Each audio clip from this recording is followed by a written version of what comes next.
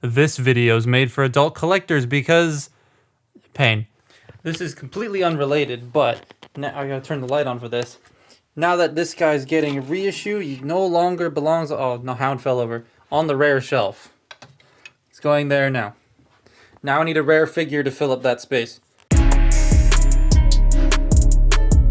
This thing is a bit unfortunate. I was looking forward to this and it kind of disappoints. It does some neat things, but at the same time, there's just a lot it does wrong. Studio Series Elita 1 is a strange thing. First, let's start with the good, because there is a lot that is good. I think it looks great. Obvious kibble aside, it looks like how I would want Elita to look from the film. The proportions are a tiny bit off, and I think that's just all in the torso. And she's a bit taller than she should be, but then I remember them mentioning they got like art but no scale reference, hence why Arachnid's a deluxe. It is nice though to finally have this entire crew together. She does photograph very well. Like, I don't have any real massive issues with how the figure came out looks wise, other than maybe the proportions. Honestly, it's one of the more accurate figures to come out based on its media recently, but underneath all of the quote unquote nice looking toy stuff, well, all of the issues are hiding. So this was discovered to be listed as a partial internally at Hasbro on some document thing or in manifest or whatever, I don't know. So I assume it was like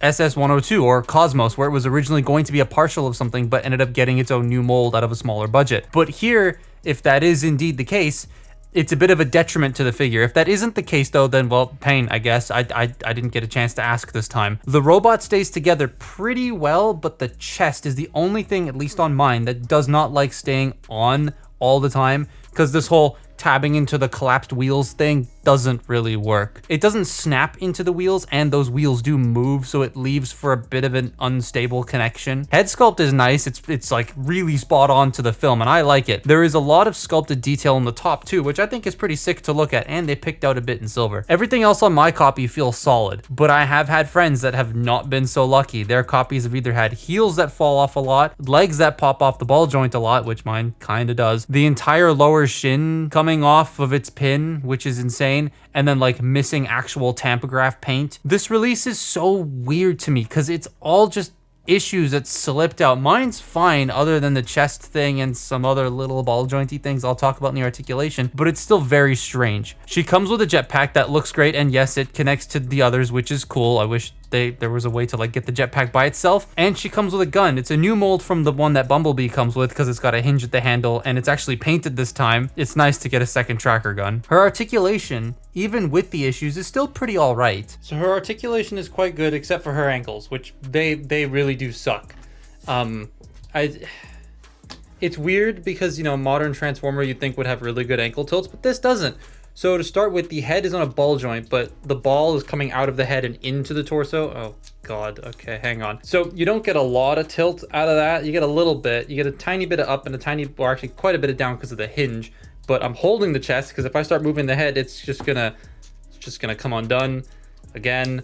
So you have that. You can do a full 360, though it does rotate slightly off from center. Shoulders are on ball joints. They can do a full 360. They can only go out that far, and if you go any further, they come off very easily. They just like slide right off. You do have elbows are on ball joints. You got bicep 90 degrees.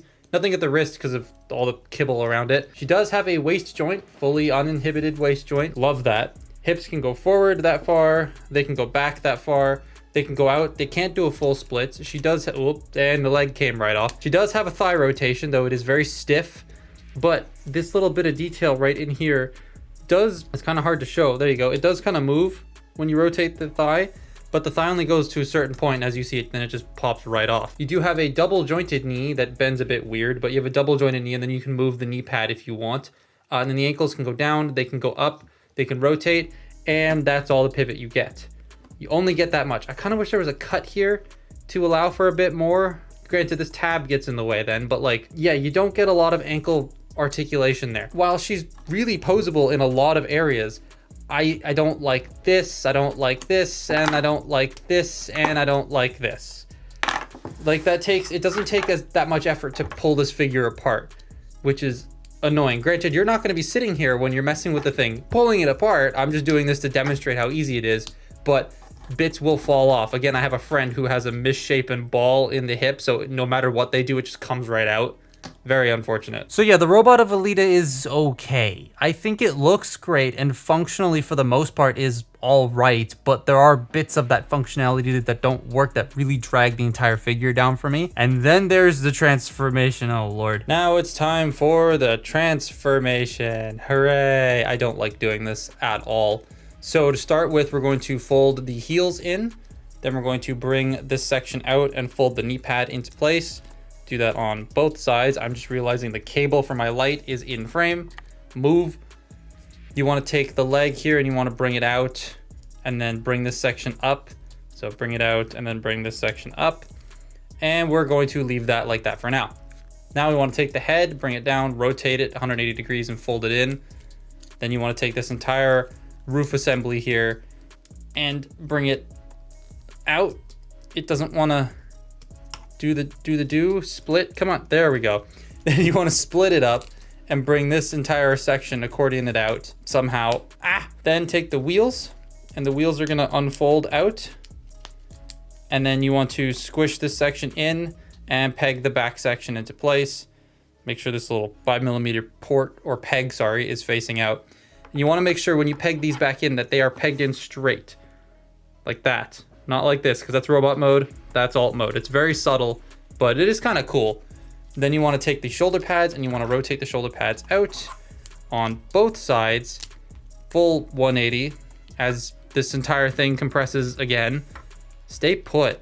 Now that we have that done, we're going to peg the legs together. So they peg together at the feet, at the wheels, and at the shins.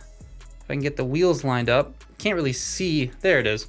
So once you get all that sort of figured out there, you want to make sure that you have this gap between these two gray parts, because if you don't, the alt mode's not going to line up properly. So you want that gap, and you bring this entire roof assembly down. Well, actually, before you do that, you want to get the arms in place. They will peg into the air escape holes on the ball joints. So you get those pegged in. Now the roof is going to peg into several spots, and this is already starting to come apart.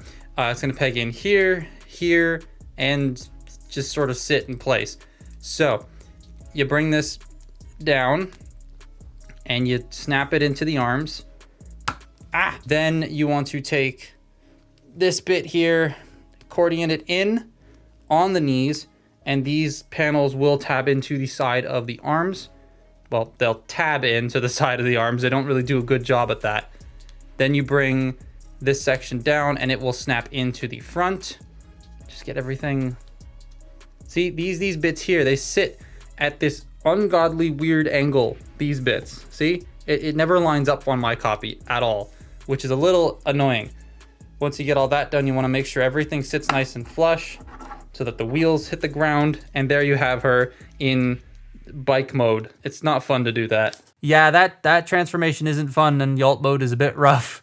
These side panels are really annoying to me, and my buddy's first copy of this did not sit flush to the ground at all, which is a shame. Hasbro did replace it with a new copy, but like it's still unfortunate. I don't want to touch this mode because a lot of it just feels like it's gonna like explode at some point, and it's annoying to get back together. All four wheels on mine do touch the ground, but she doesn't roll the greatest. There is like a micrometer of space between her head and the floor. And the weapon storage is but the jetpack is like, that storage is cool. I do wish it could stay on when you're transforming it. You have to take it off, but it's still neat. Overall though, I'd say skip this one unless you really want to complete that cast, because while it's nice to have all four of them, she's definitely the weakest. But that's my look at Studio Series TF1 Elita. Follow me on Twitter and Instagram, and I'll see you next time. Bye-bye.